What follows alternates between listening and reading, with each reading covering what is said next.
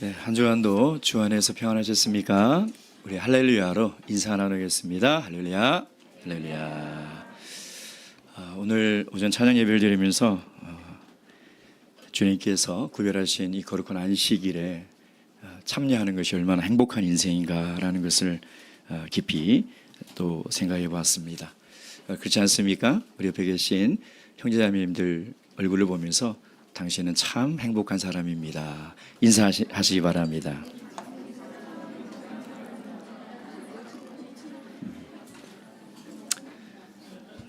오늘도 주님의 허락하신 신령한 복을 다 누리시는 귀한 안식일 되시길 주님의 이름으로 축복합니다. 예수 그리스도의 이름으로 하나님 말씀 증거하도록 하겠습니다. 사도행전 15장 1절에서 5절까지 말씀입니다. 사도행전 15장 1절에서 5절까지 말씀, 오늘 우리에게 주신 이 계시 말씀을 통하여 우리 인생을 향하신 하나님의 뜻과 계획을 잘 듣고 깨달을 수 있도록 우리에게 주신 말씀으로 믿고 저와 함께 교도하도록 하겠습니다. 1절, 어떤 사람들이 유대로부터 내려와서 형제들을 가르치되 너희가 모세의 법대로 할례를 받지 아니하면 능히 구원을 얻지 못하리라 하니,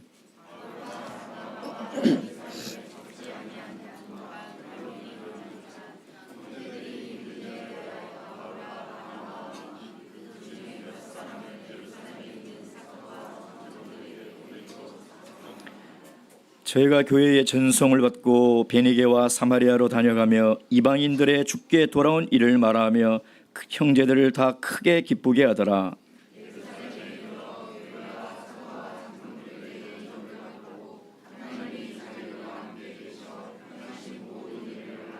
다 함께 읽겠습니다. 바리새파 중에 믿는 어떤 사람들이 일어나 말하되 이방인에게 할례를 주고 모세 율법을 지키라 명하는 것이 마땅하다 하니라. 아멘. 혹시 우리 성도님들, 전 세계에서 성경을 가장 많이 만들어내는 나라가 어느 곳인지 혹시 아십니까? 중국입니다. 2015년도에 참예수 교회가 늦은비 성령으로 이 땅에 중국에 세워진 지 100년이 되는 그런 해였습니다. 연총에서 참예수 교회의 설립 100주년을 기념해서 각국의 대표들을 초청하여 약 2주 동안 뿌리를 찾아서라는 제목으로 중국 교회를 방문한 적이 있습니다. 그때 한국 대표로 우리 황 장로님께서 참석하셨고 저는 감사하게 통역 요원으로 수행을 하였습니다. 중국에 도착해서 제가 좀 놀란 것은요, 우리를 초청한 것이 참예수 교회가 아니라 중국 정부 산하에 있는 종교국 관리자였다는 것이죠. 그래서 종교국에서 모든 일정을 다 안배를 하고요, 또 우리를 인솔하는 사람이 우리 참예수 교회 목자님이 아니라 종교국 직원이 나와서 우리를 안내했습니다. 일정 중에 남경에 있는 성경 인쇄소를 방문했었어요. 그 큰 규모에 제가 한번 놀라고 그 안에 들어가 보니 90개 나라의 언어로 번역된 성경책이 1초에 한 권씩 제작이 되었습니다. 제가 거기를 한 바퀴 쭉 돌면서 아주 오묘한 생각이 들었습니다. 하나님을 부인하고 믿지 않는 공산주의 국가에서 하나님의 말씀인 성경을 가장 많이 제작하고 있다니 참 이상한 생각이 들었습니다. 그러나 최근에 중국 정부가 기독교와 교회를 극심하게 탄압을 하고 있죠. 저희 참예수 교회도 지금 심한 그런 핍박 속에서 견디고 있습니다. 그런데 중국 정부에서 성경을 새로 만들었어요. 공산주의 성경이라는 그 성경을 만들어서 전국에 있는 크리스찬들에게 1년에 한 번씩 필사하기를 권장하고 장려를 하고 있습니다. 그 이유는 기독교의 신앙을 세우기 위한 것이 아니에요. 공산주의 관점에서 성경을 새로 기록한 것이죠. 그래서 진리를 왜곡하고 복음을 훼손한 그 내용들이 이제 각 교회, 중국에 있는 모든 크리스찬들은 그 성경을 통해서 신앙생활을 해야 한다는 것입니다. 근데 이 성경이 얼마나 많이 복음을 훼손하고 진리를 왜곡하고 있냐면 요한복음 8장에 가늠하다 잡힌 이 여인의 내용을 제가 읽어보고 깜짝 놀랐습니다. 예수님을 살인자로 묘사를 하고 있는 거예요. 예수님이 이 가늠하다 잡힌 이 여인을 두고 둘러싸인 사람들에게 뭐라고 말을 하느냐? 죄 없는 자가 먼저 치라 하며 예수가 돌을 들어 먼저 쳐 죽였다는 거예요. 그래서 예수님이 돌을 쳐서 그 여인을 치면서 너도 죄인이다 라고 그 여자를 죽였다 라고 그렇게 번역을 하고 있습니다. 여러분, 사탄은요, 창세부터 지금까지 하나님의 말씀과 진리를 왜곡하고 훼손하고 있다는 거예요. 오늘 우리가 읽은 이 본문의 말씀은 사도행전 1장 8절에 예수 그리스도의 명령과 약속처럼 이 복음이 예루살렘에만 머물러 있는 것이 아니라 이제 땅 끝까지 이르는 그 과정 속에서 바울과 바나바가 1차 전도 여행을 통해서 이 예루살렘을 벗어나 안디옥으로부터 소아시아 지역까지 하나님의 복음이 흥황하는 과정에서 일어난 일이라는 것입니다. 오늘 이 본문 말씀을 통해서 오늘날 이 마귀의 세력들이 복음을 얼마나 변질시키고 우리를 미혹하게 하는지 이 말씀을 통하여 교훈을 얻는 그런 귀한 시간이 되기를 주님의 이름으로 축원드립니다. 첫째, 우리가 알아야 될 것은 복음은 우리 인생에 참된 행복과 기쁨을 가져다 준다는 것입니다. 3절 말씀 읽도록 하겠습니다. 시작. 저희가 교회의 전송을 받고 베니게와 사마리아 다녀가며 이방인들의 죽게 돌아온 일을 말하여 형제들을 다 크게 기쁘게 하더라. 지금까지 1차 전도 여행이 이제 끝이 났습니다. 안디옥에서 출발해서 구브로로, 버가로, 피시디, 안디옥, 이고니온, 루스드라, 더베 갔던 길을 다시 되짚어 돌아와서 안디옥 교회에 도착했죠. 좀 생각해 보세요. 담임 목자가 1년 이상 약 2년 동안 전도 여행을 하고 돌아와서 이 전도 여행의 결과와 간증을 지금 이 제자들에게 지금 나누고 있는 거죠. 여러분, 1차 전도 여행에서 가장 그 큰 열매가 무엇입니까?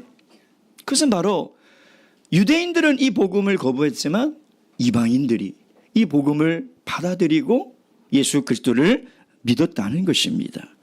사도행전 14장 26절에서 28절. 사도행전 14장 26절에서 28절 다 함께 읽겠습니다. 시작. 거기서 배 타고 안디옥에 이르니 이곳은 두 사도의 이룬 그 일을 위하여 전에 하나님의 은혜에 부탁하던 곳이라. 이르러 교회를 모아 하나님이 함께 행하신 모든 일과 이방인들에게 믿음의 문을 여신 것을 고하고 제자들과 함께 오래 있으니라. 아멘. 여러분, 한번 상상을 해보세요. 2년 동안 복음을 전하고 돌아와서 수많은 이방인들이 예수님을 통해서 하나님의 자녀가 됐다는 이 귀한 간증을 함께 나눌 때 오늘 이 말씀은 뭐라고 그러냐면 다 크게 기쁘게 하더라라는 것입니다. 다 모든 사람들이, 모든 성도들이 단 한 사람도 빠짐없이 이 간증을 듣고 다 크게라는 헬라어를 찾아보니까 메가스라고 되어 있더라고요. 메가, 100만 배. 그 기쁨이 우리가 살면서 누리는 그 기쁨에 비해서 이 기쁨이 100만 배라는 것입니다.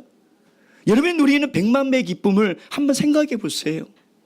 얼마나 큰 기쁨인지 상상이 되십니까? 지금 이들이 누리고 있는 그 기쁨이 얼마나 큰 기쁨인지 여러분 이해가 되십니까? 왜 이렇게 이들이 기뻐합니까? 왜 이들이 이렇게 크게 모두가 한 사람도 빠짐없이 크게 기뻐합니까? 이방인들이 하나님께로 돌아오는 그 일이 하나님이 가장 원하고 기뻐하는 일이기 때문인 거예요. 여러분, 죄인 하나가 회개하여 하나님께로 돌아오면 하나님이 하늘나라에서 춤을 추십니다. 그 일이기 때문에 우리가 이 땅에 누리는 기쁨과 비교할 때 100만 배의 큰 기쁨이라는 것이죠. 8월에 캄보디아에서 동선부 선교회의가 있었습니다.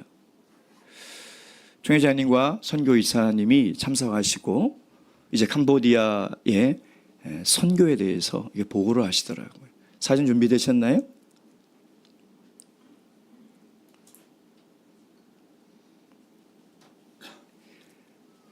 지금 캄보디아가 언제부터 개척이 됐냐면 2018년부터 대만에서 이곳을 개척을 하였습니다. 지금 약 한 6년 정도 됐죠.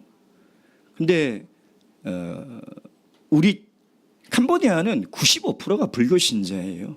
그러니까 거의 불교의 신자라고 보면 됩니다. 근데 저희 성도가 약 지금 한 470명 정도 되고요. 믿는 가정이 25개 지역에 이게 분포되어 있고 교회는 벌써 4개가 설립이 됐고 올해에 2개의 교회가 헌당 예배를 했어요. 그 보고를 보니 매년 세례를 받는 성도 수가 약 평균 30명이에요. 평균 30명. 평균 30명이 지금 세례를 받고 하나님의 자녀로 거듭나고 있다는 거예요. 이 보고를 하시는데 제 막 가슴이 벅차더라고요. 그 불교 나라에서 복음이 황폐한 그 나라, 그 가난하고 불쌍한 그 나라에서 하나님의 복음의 씨앗이 뿌려져 지금 열매를 맺고 있구나. 여러분 얼마나 귀한 일입니까? 얼마나 감사한 일입니까? 여러분은 무엇이 여러분을 기쁘게 합니까? 여러분 무엇이 여러분의 인생을 행복하게 만듭니까? 여러분 무슨 일을 만날 때 여러분 기쁨이 큽니까? 내가 원하는 일이 이루어졌을 때요. 자녀가 잘 되었을 때요. 내 문제가 해결되었을 때요. 물론 그 일도 기쁜 일이 사실입니다. 그러나 정말 기쁜 일이 무엇일까요? 정말 우리를 행복하게 만드는 그 소식이 무엇일까요? 그것은 복음을 듣고 한 영혼이 거듭나 하나님의 자녀가 됐다는 얘기예요. 여러분 이것이 우리를 가장 기쁘게 하는 이야기입니다. 여러분 세례식마다 왜 이렇게 우리가 기쁩니까? 세례식을 보고 있노라면 눈물이 납니다. 여러분 한 영혼을 다시 이 마귀의 자녀에서 하나님의 자녀로 만드는 것이 이것이 얼마나 힘든 일이고 기적이며 감사한 일인지 여러분 아시잖아요. 그래서 세례 영상을 볼 때마다 가슴이 벅차요. 한 영혼이 회개하여 하나님께로 돌아가는 그 순간이 얼마나 감사하고 얼마나 기쁜 일입니까? 이것이 우리 모든 성도의 기쁨이 되어야 되고 이것이 모든 성도를 크게 기뻐하는 일이 되어야 한다는 것이죠. 여러분 성령을 내릴 때 얼마나 기쁩니까? 정말 성령을 받았다는 소식을 들을 때 제가 아동부가 성령을 받아서요. 이제 이 기쁜 소식을 빨리 전하고 싶어서 갔더니 주방에서 이 아이의 어머니가 뭘 이렇게 식사 준비를 하고 있더라고요. 그래서 아이고 축하드려요. 아무개가 성령 받았어요. 그랬더니 눈물을 그냥 닭똥 같은 눈물을 펑펑 흘리면서요. 그렇게 기뻐하더라고요. 남편이 성령 받았다는 얘기를 듣고 얼마나 기뻐하는지 몰라요. 여러분 정말 복음은 기쁜 소식이에요. 우리 인생을 가장 기쁘게 하는 소식이며 이 소식을 통하여 한 영혼이 거듭나 하나님의 자녀가 됐다는 것처럼 우리 인생을 행복하게 만드는 일이 없다는 거예요. 우리에게 이거보다 가장 큰 소식이 없다는 것입니다. 바라옵기는 여러분 이 소식을 전해야 합니다. 이 기쁜 소식을 나만 가지고 있어서는 안 돼요. 사랑하는 가족들, 친척들, 친구들에게 반드시 전하셔야 돼요. 그래서 이 복음을 듣고 하나님의 자녀가 되는 것을 보는 그 순간 우리 인생은 가장 행복한 인생이 되는 거예요. 우리는 가장 큰 기쁨을 누리며 살아갈 수 있는 그 비결이 여기에 있다는 것입니다. 두 번째, 사단은 복음을 변질시킨다는 것입니다. 1절 말씀 보겠습니다. 다 함께 읽겠습니다. 시작. 어떤 사람들이 유대로부터 내려와서 형제들을 가르치되 너희가 모세의 법대로 할례를 받지 아니하면 능히 구원을 얻지 못하리라 하니. 마귀는요, 우리의 행복해하는 꼴을 못 봅니다. 그러니까 거짓된 것으로 행복해하는 모습을 볼 때 마귀는 낄낄낄거려요. 내가 속였다. 세상의 물질을 가지고 행복하는 사람을 볼 때마다 마귀는 너무 행복한 거예요. 사람들이 저 가짜 행복에 속아서 참된 행복을 발견하지 못하게 끊임없이 만드는 거예요. 세상의 쾌락, 세상의 명예, 성공, 그것이 행복인 양 쫓아가고 그것을 가지려고 노력하는 모습을 볼 때 마귀는 크게 기뻐한다는 거예요. 근데 하나님의 복음의 말씀을 듣고 그 인생이 행복한 인생이 되는 것을 마귀는 절대 가만히 있지 않습니다. 여러분 28절 말씀 다시 보면요, 14장 제자들과 함께 오래 있으니라. 1차 전대여행에 복귀한 바울과 바나바는요, 모 교회인 안디옥 교회에서 약 1년 동안 머물렀어요. 그 2년 동안 장거리 여행을 통해 육신이 얼마나 지쳤겠습니까? 무슨 교통수단이 있어요? 다 두 발로 그 먼 거리를 걸어가고 돌에 맞아 쓰러지고 풍토병에 걸려 사경을 헤매는 그 몸을 이끌고 복음을 전하고 왔으니 아마 살이 한 20kg는 빠지지 않았겠습니까? 분명히 그랬을 거예요. 만약에 바울 사도가 60kg였다면 40kg의 몰골로 돌아왔을 거예요. 그러니 얼마나 회복이 필요하겠습니까? 얼마나 요양이 필요하겠습니까? 근데 그 1년의 기간 동안 이 안디옥 교회는 매주 행복한 시간을 보내는 거예요. 여러분, 2년 동안 하나님께서 보여주신 간증이 얼마나 많아요. 매 안식일마다 놀라운 하나님의 은혜의 간증을 나누니 모든 성도들이 그 간증을 듣고 함께 기뻐하며 함께 행복하는 그런 시간을 보내고 있을 그때에 어느 날 갑자기 교회에서 큰 소란과 혼란의 이야기가 들려오는 거예요. 그게 뭐냐? 모세의 율법대로 할례를 받지 않으면 능히 너희가 구원을 받지 못한다. 이건 바울 사도가 한 얘기가 아니에요. 이건 예수님이 하신 얘기가 아니에요. 이 원문의 뉘앙스를 그대로 살리면 어떻게 돼 있냐면 너희가 할례를 받지 않으면 절대로 구원을 얻지 못한다. 제가 직역한 성경을 봤는데 이렇게 기록되어 있더라고요. 그리고 어떤 자들이 유대로부터 내려와서 형제들을 가르치고 있었다. 만일 너희가 모세의 관습에 따라 할례를 받지 않는다면 너희가 구원을 받을 수 없다. 지금 바울과 바나바가 이방인 지역에서 복음을 전하고 왔는데 이 복음의 정면으로 도전하는 이야기잖아요. 예수 그리스도 외에는 구원받을 만한 이름을 준 적이 없고 물과 성령으로 거듭나지 않으면 하나님 나라에 들어갈 수 없다는 이 복음의 핵심에 정면으로 도전하는 아주 심각한 사태가 벌어진 거죠.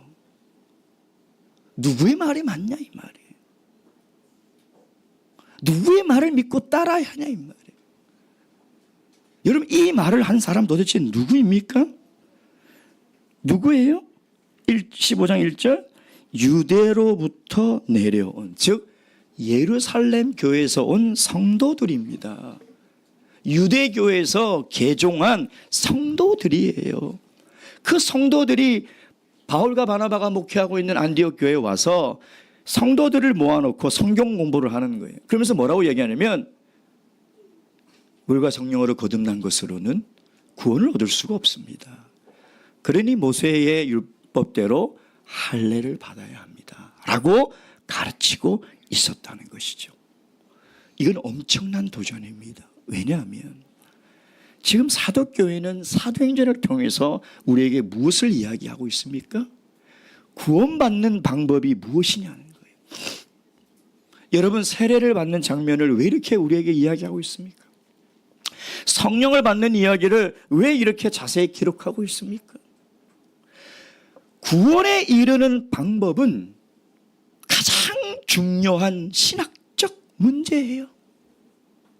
여러분, 만약에 우리 교회가 구원에 이르는 진리가 없다면 우리 교회는 교회가 아니에요. 참교회가 될 수 없는 거예요.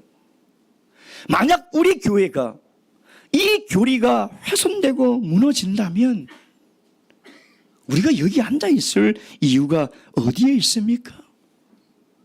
그러니 이것은 엄청난 신학적 도전이요, 사도교회를 향한 강력한 마귀의 공격이라는 것입니다. 지금 자칫 잘못하면요, 사도교회가 엄청난 혼란과 위기에 빠질 수 있어요. 지금까지 우리가 사도행전을 통해서 우리가 알 수 있는 것이 마귀가 교회를 공격하는 패턴이에요. 먼저 어떻게 합니까? 핍박이에요. 오순절 이름 비성령으로 세워진 예루살렘 교회에 핍박하잖아요. 잡아다가 협박하고 다시는 이 이름으로 너희들이 증거하지 마라. 그래도 안 되니까 어떤 일을 일으킵니까? 구제하는 일로 히브리파와 헬라파가 서로 싸우고 다투고 분쟁하게 그렇게 만드는 거예요. 그렇지 않습니까? 똑같은 패턴이에요. 바울이 복음을 전할 때 핍박을 합니다. 스데반 집사가 돌에 맞아 죽고 바울이 루스드라에서 돌에 맞아 죽을 지경까지 이르지 않습니까? 그래도 안 되니까 지금 마귀가 어떻게 해요? 복음을 변질시키는 거예요. 구원에 이르는 진리를 훼손시키는 거예요. 근데 그걸 어디에서요? 교회 내부에서. 교회 내부에서. 갈라디아서 1장 7절, 갈라디아서 1장 7절 말씀.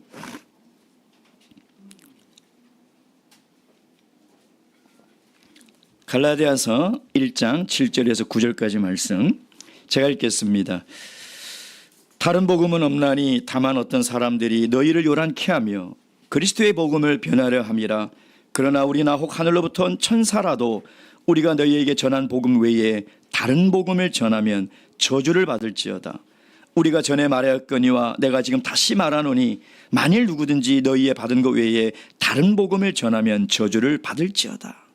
지금 바울 사도가 강조하는 것이 뭡니까? 다른 복음이 있다는 거예요. 비진리와 이단의 진리가 아니라 우리 교회 안에 다른 복음이 있다는 거예요. 근데 이 다른 복음에 대해서 바울 사도가 얼마나 경계를 하고 있습니까?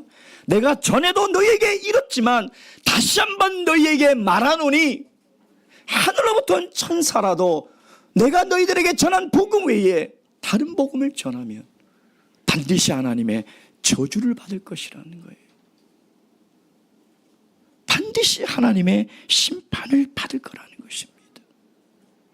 여러분, 사탄은 교회를 무너뜨릴 때 외부에서도 들어와요. 근데 정말 위험한 게 뭐냐? 우리 내부에서 문제가 일어나는 거죠.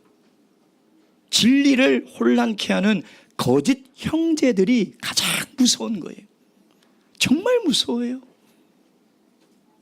여러분, 갈라디아서 2장 4절 말씀 한 장 더 넘겨서 갈라디아서 2장 4절 말씀 2장 4절 갈라디아서 2장 4절 다 함께 읽겠습니다. 시작.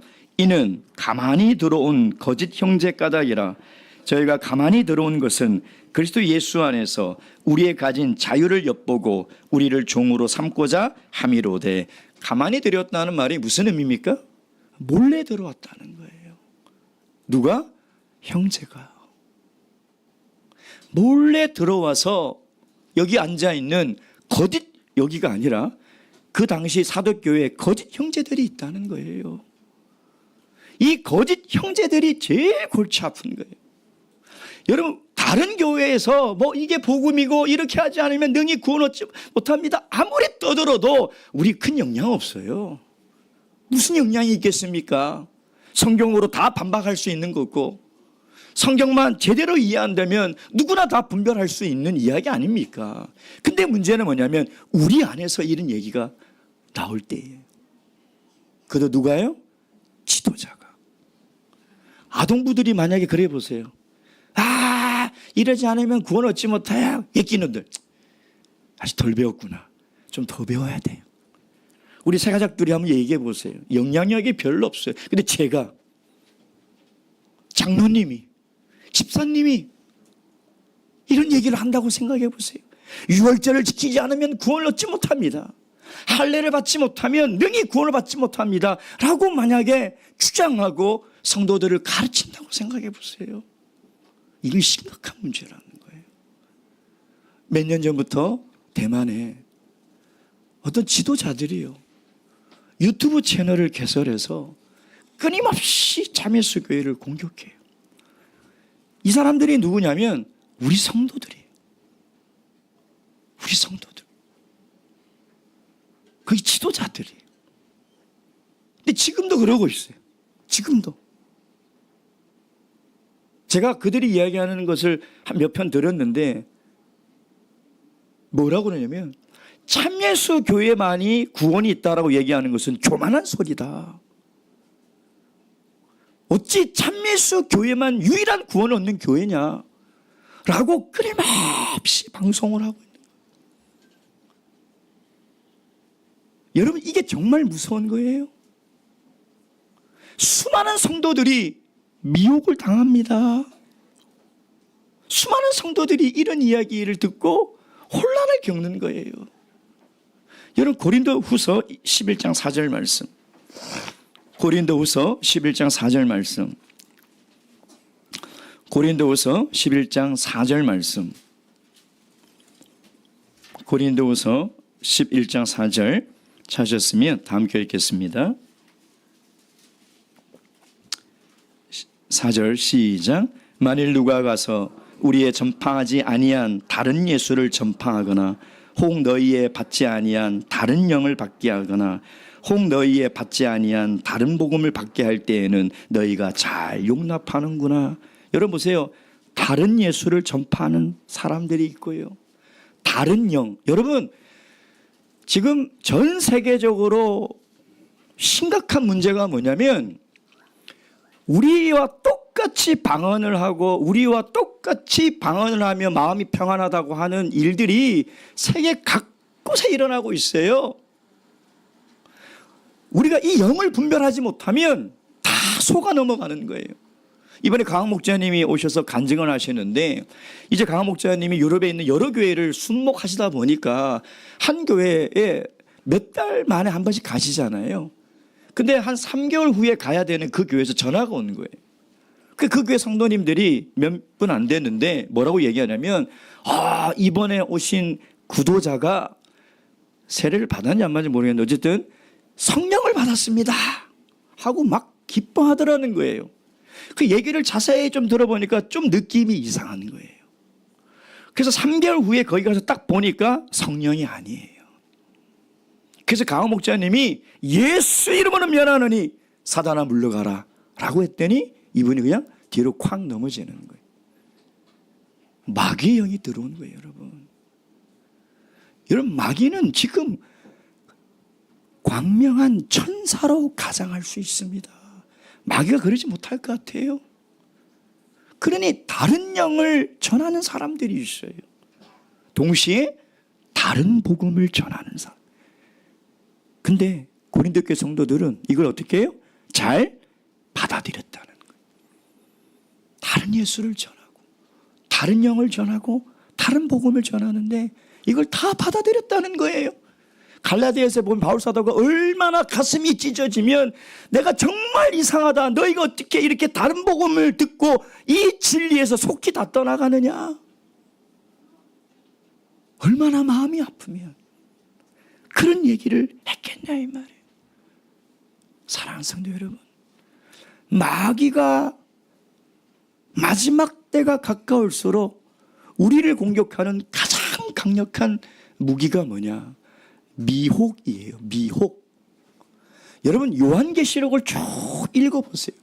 끊임없이 우리를 미혹할 것이며 그 미혹의 영을 최후의 날에 잡아다가 가둘 것이고 그 미혹의 영을 심판할 거라고 끊임없이 이야기하고 있어요.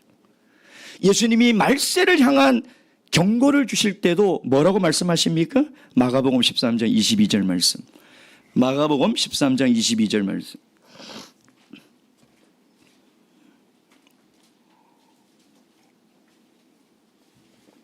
마가복음 13장 22절 다 함께 읽겠습니다. 시작. 거짓 그리스도들과 거짓 선지자들이 일어나서 이적과 기사를 행하여 할 수만 있으면 택하신 백성을 미혹해 하려 하리라. 여러분, 마귀가 가장 공격하는 가장 강력한 무기가 우리를 미혹해 하는 거예요. 복음을 변질시키는 거예요. 참예수교회의 진리를 자꾸 훼손하는 거예요. 여러분, 그래서 교리가 얼마나 중요한지 여러분 아세요? 우리 참예수교회의 10대 신앙은 구원에 이르는 길이에요. 근데 이것을 우리가 소홀히 하는 순간 우리는 미혹당하기 너무 쉬운 거예요. 그래서 왜 제가 사례를 받자마자 이 참예수교의 기본신앙을 끊임없이 가르치고 성경 공부를 하겠습니까? 이 5대 교리와 10대 신앙이 복음의 핵심이에요. 구원에 이르는 진리의 뿌리라는 것입니다. 근데 이것을 자꾸 훼손하는 일들이 생겨나고 있다는 거예요. 하나님의 복음의 뿌리를 흔들고 참교회의 근간을 흔드는 일들이 자꾸 일어나고 있다는 거예요. 사랑하는 성도 여러분, 깨어 계셔야 돼요. 하나님 말씀을 바르게 알고 계셔야 돼요. 특히 참예수교의 기본 신앙은 정말 외우셔야 돼요. 그래서 어떠한 사단의 세력이 복음을 훼손하고 변질시켜도 그걸 분별할 수 있어야 돼요. 바로기는 끝까지 우리에게 주신 이 귀한 복음을 지키시고 간수하셔서 마귀의 미혹의 영에 유혹당하지 않기를 주님의 이름으로 축원드립니다. 마지막 세 번째, 복음은 새로운 삶을 살아가게 합니다. 정확하게 얘기하면 새로운 삶을 살아가야 합니다. 5절 말씀 보겠습니다. 5절 말씀 다 함께 읽겠습니다. 시작. 바리새파 중에 믿는 어떤 사람들이 일어나 말하되 이방인들에게 할례를 주고 모세의 율법을 지키라 명하는 것이 마땅하다 하니라. 여기 2절에 보면요, 바울과 바나바 저희 사이에 적지 아니한 다툼과 변론이 일어난지라. 여러분, 여기에 적지 아니하니라는 이 원문의 단어는 뭐냐면 여러 번 긴 시간 동안 논쟁이 있었다는 거예요. 근데 여기에 다툼과 변론이라는 이 두 단어의 원문이 뭐라고 되어 있냐면 폭동, 소요, 난리라는 단어를 쓰고 있어요. 그래서 제가 생각을 해봤어요.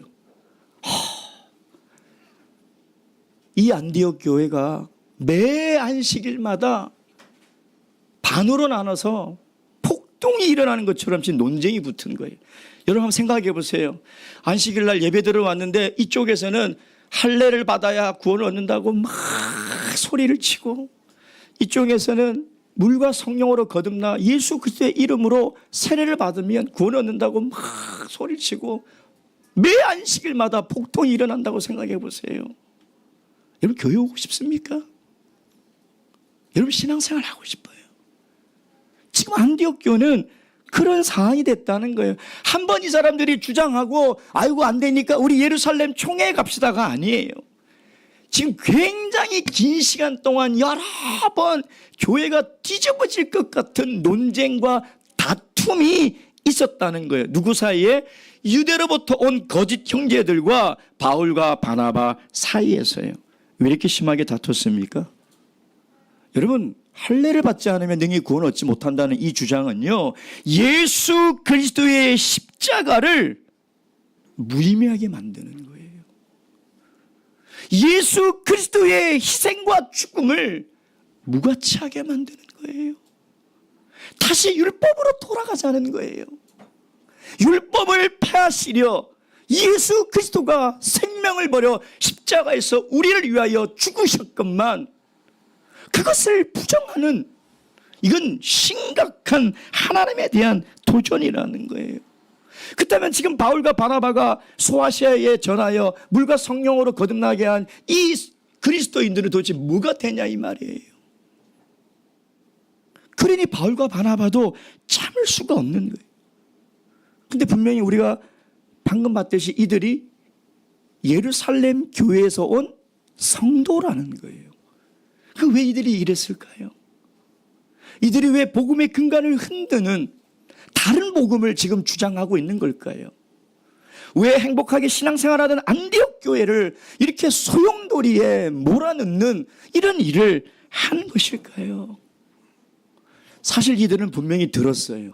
빌립이 광야에서 에디오피아 내시 이방인에게 세례를 주어 그리스도인이 되게 한 간증을 분명히 들었어요. 베드로가 이방인인 고넬료에게 가기 전에 이미 성령이 그에게 내리고 베드로가 세례를 주어 온 가족이 구원을 얻었다는 이 이야기를 분명히 들었어요. 그렇지 않았겠습니까? 그런데도 왜 이들은 할례를 행하지 않으면 구원을 받지 못한다, 절대 구원에 이를 수 없다라는 주장을 하고 있는 것일까요? 그것은 세례를 받았지만 여전히 새로운 사람이 되지 못했기 때문에, 세례는 받았지만 새 사람이 되지 못했기 때문인 거예요. 세례받기 전 유대교에 있었던 그 선민의식과 율법주의가 아직 변화되지 않았다는 거예요. 할례가 뭐예요? 창세기 17장에 아브라함이 하나님께 하나님의 선민의 근거로 주신 거예요. 근데 이게 시간이 흐르면서 유대인들이 할례를 받지 않으면 구원을 얻지 못한다는 교리까지 나중에 이것이 확장돼 버린 것이죠. 그것이 완전히 사라지지 않은 거예요.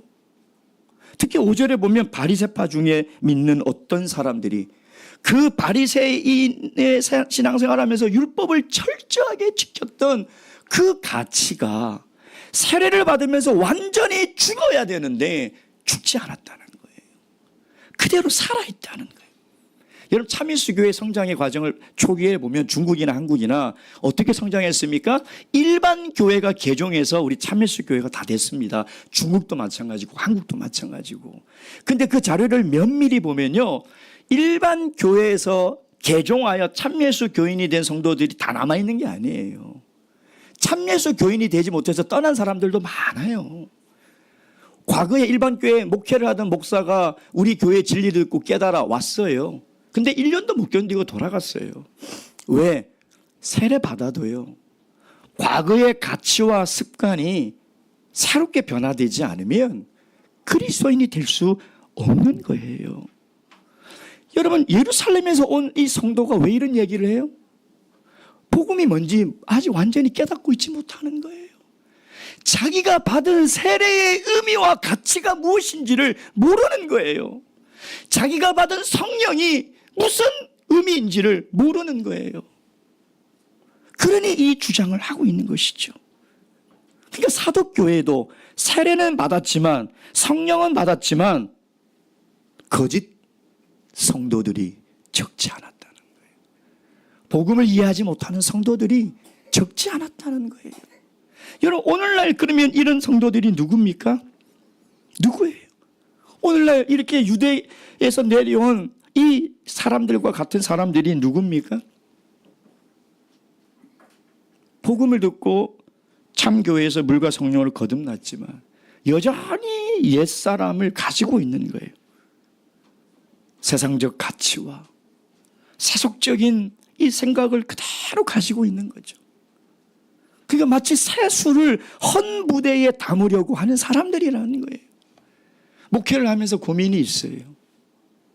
왜 세례를 받으면 바울 사도가 고린도전서에 누구든지 그리스도 안에서 있으면 새로운 피조물이여 보라 이전 것이 지나갔으니 새 것이 되었도다라고 했는데 왜 새 것이 안 될까? 분명히 세례를 받았는데 왜 새 사람이 안 될까? 이게 고민이에요.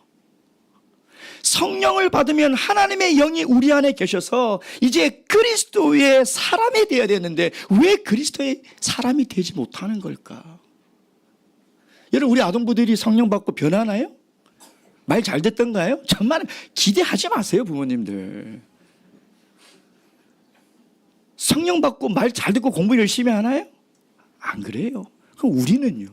웃지 마세요. 똑같아요. 나도 똑같다고요.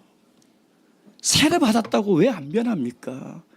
성령 받았는데 왜 안 변하냐 이 말. 왜 그럴까요? 이들이 물과 성령으로 거듭났는데 왜 유대교회의 그 가치를 버리지 못할까요?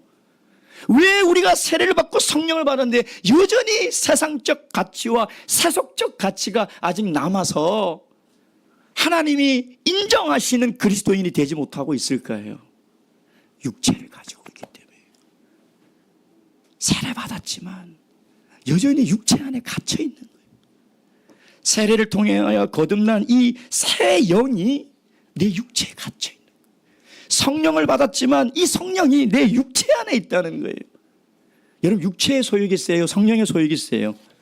육체의 소욕이 훨씬 세잖아요. 지금 안식일 날 교회 가야 돼. 성령은 끊임없이 그러는데 아니야. 귀찮아. 급해. 중요한 일이 있어. 육체의 소욕이 훨씬 세요. 하나님 말씀대로 살아야지. 아니야.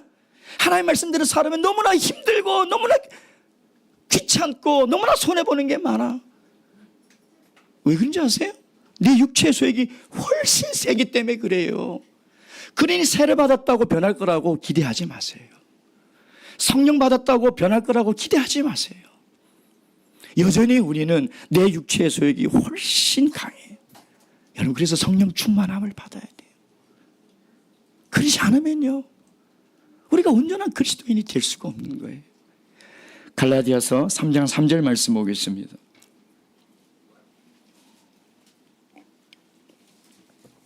갈라디아서 3장 3절 말씀입니다. 3장 3절 다 함께 읽겠습니다. 시작. 너희가 이같이 어리석으냐 성령으로 시작하였다가 이제는 육체로 마치겠느냐. 여러분 성령으로 시작하여 물과 성령으로 거듭나서 신앙생활 시작했는데 매번 육체의 소욕에 지면 멸망하는 거예요. 육체가 원하는 대로 예배드리기 귀찮고 기도하기 힘들고 전도하기 귀찮고 하나님 말씀대로 살아가는 것이 힘들고 그렇게 하다 보면요 어리석은 인생이 되는 거예요. 여러분 복음처럼 우리 인생을 기쁘게 하는 기쁜 소식이 이 세상 어디에도 없습니다. 이 소식을 반드시 전하셔야 해요. 그리고 참교회의 진리와 복음을 훼손하는 그 어떤 세력이 오더라도 절대 미혹을 당해서는 안 돼요. 이 진리 안에 반드시 거하셔야 돼요. 이 진리를 붙들고 끝까지 살아가셔야 돼요. 동시에 이 복음으로 우리가 새롭게 변화된 삶을 살아갈 수 있도록 날마다 성령의 소욕이 내 육체의 소욕을 이기게 하시고 성령의 충만함으로 정말 새 사람이 되는 새 것이 되는 삶을 살아가시는 저와 여러분이 되시길 주님의 이름으로 축원드립니다. 묵도하시겠습니다.